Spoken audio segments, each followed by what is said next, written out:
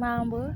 Poa ni aje? Uko poa? Niko poa sana, niko na haraka. Hauna venye uko mcute kiasi. Ati niko mcute? Mimi naitwa Fei. Unaitwa? Mimi naitwa T lakini sitaki mambo wasichana wa shule. Ngoja. Venye uko tu hivi mfano unanikata.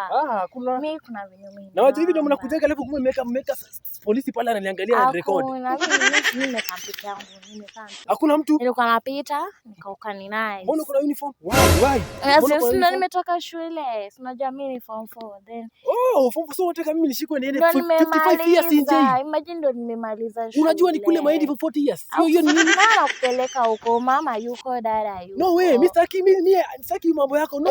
Wewe kwanza nakuitia polisi, ngoja uone. Imagine sitakuwa nakuomba hata pesa. Mimi fanya hivi. Ngoja hapo nakuitia wewe. Ngoja nakuitia polisi. Unashikwa leo. Unashikwa. Najua unafikiria alafu unajileta. Mimi sifikiri. Najua unaenda kurizo. Ngoja uone. Najua unaenda kurizo. Ndio huyo afande, ndio huyo. Anasema ananipenda afande huyu. Anasema ananipenda mimi. 40 years in jail. Mr. Aki ndio umshike. Msichana ndo anakusumbua. Ananisumbua. Mimi sijamsumbua. Mimi nilikuwa napita, nikakuja kurelax hapa. Polisi hakuwa anapita, amekuja akanisumbua mwenyewe. Sumbua, imagine nimepita. Mbona unasumbua mtoto mzuri hivi? Polisi yeye amekuja akasema I'm cute. Hapana, nimemsalimia, niwaambie tu hello cute boy na nikakaa. Kwa nini vibaya kumuita cute boy? Ni vibaya kukuita cute boy. Mbona unasumbua msichana mrembo kama huyu?